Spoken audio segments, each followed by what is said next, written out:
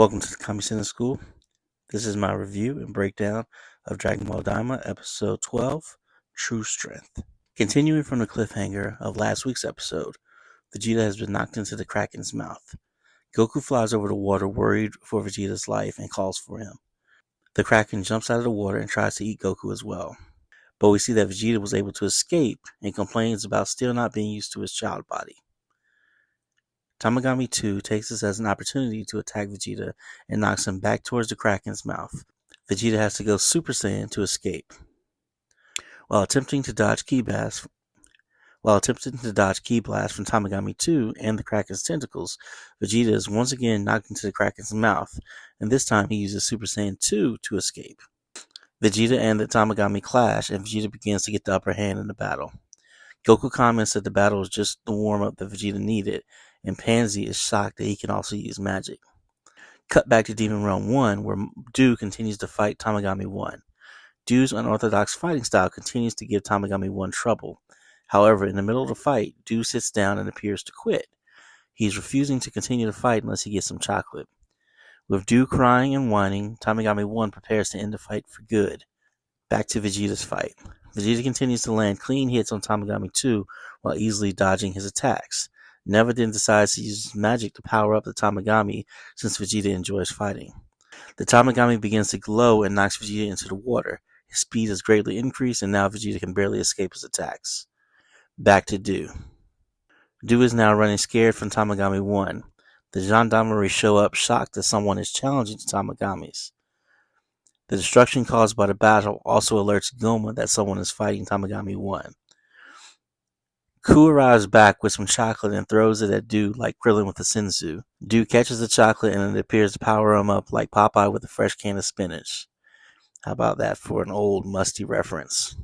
Do fires a large mouth blast at Tamagami 1, who does everything in his power to block it before Do's second blast causes the first one to detonate.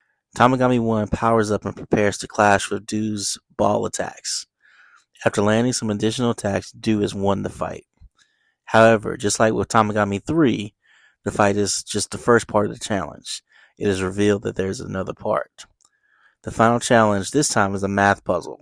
Tamagami has an orb that shows a series of numbers which Do is supposed to add up. The numbers are so big and go so fast that not even Dr. Renzu can keep up. However, Ku was able to keep up with the numbers and provides the answer to Do in secret. Tamagami 1 hands over the Dragon Ball and Renzu is overjoyed with Majin Do. Ku comments on his assist with the chocolate and the math answer as being good, but Renzu acts as if he did nothing. Seemingly, Ku takes this with stride. Goma is angry that his enemies are gathering the Dragon Balls and asks if the second ball is still safe. Back to Vegeta fighting with the powered-up Tamagami 2. Vegeta is knocked back into the water and his attacks have little to no effect on Tamagami. Vegeta is then hit with an attack that knocks him into an underwater crevice. Vegeta wakes up and starts powering up. The force of his ki knocks the Tamagami out of the water. Vegeta continues to power up, and then it happens. Vegeta goes Super Saiyan 3. Goku is shocked to learn that Vegeta has the form, and Bulma confirms that he continued to train on his own. Vegeta begins fighting with his arms crossed similar to Vegito, and when the Tamagami tries to use his trident, Vegeta blocks all the attacks with one finger, similar to Goku vs. Trunks. Vegeta continues his onslaught, ping-ponging Tamagami around before launching a Gallic gun and following it up with a punch to the face. The Tamagami goes flying and Vegeta catches him, officially ending the fight. Now Vegeta's final challenge. The Tamagami gives him a math word problem about a demon child named Johnny and biscuits that he gave to his friends. If Johnny had 5 biscuits, kind of thing. The question ends up being a trick as the answer is actually 0, as the final character mentioned doesn't eat any biscuits. Everyone is surprised that Vegeta was able to answer the question. The gang congratulates Vegeta, and the Tamagami apologizes to Neva for losing. Then the best character, Hibis, gives Vegeta a victory dance. Goku offers Vegeta a revive bug to recover his stamina, but Vegeta refuses to eat the bug, and when Goku calls him out on that, he responds that he is more refined now. With 2 Dragon Balls in hand, the gang decides to make their way to the first Demon Realm. However, there's an issue with the ship. Pansy fixes it, and it seems that there were some loose wires.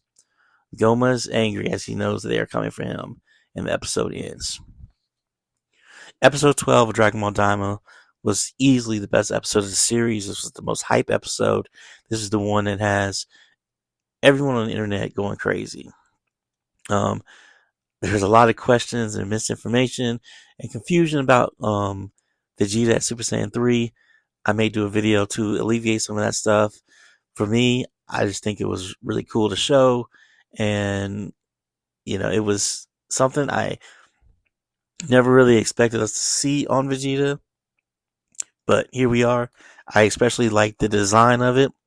The fact that Toriyama went with a design for Vegeta that looks more similar to the original sketches he had for Super Saiyan 3. And then also it differentiates Vegeta in terms of the hairstyle from the likes of Goku and Gotenks. And then this episode also plants the seed, at least for me, with Majin Ku. With Dr. Renzu not noticing him. Again, he took everything in stride in this episode. But I feel like the fact that she likes Do more is going to come into play. And if any of you saw the early leaks of Majin Ku and the way he was designed, there's a design element that is missing from the current Majin Ku. And I'm wondering if that element is going to come into play as Majin Ku tries to show his true worth. But we'll see. I said I still don't trust Neva. I don't know. I mean, I know what he said the reason for powering up the Tamagami was, but that was an interesting thing that just in the middle of battle where the Tamagami is essentially losing to Super Saiyan 2, he powers him up, forcing Vegeta's hand. And overall, I love this episode. I love this series as a whole. The series is going on a small break, so there will not be an episode next week. During that time, I will probably put a different piece of Dragon Ball related content out, just so that way you still have something, at least from the Kamesennin school. But with that said, sound off in the comments below on your thoughts and feelings about the episode, and have a great day.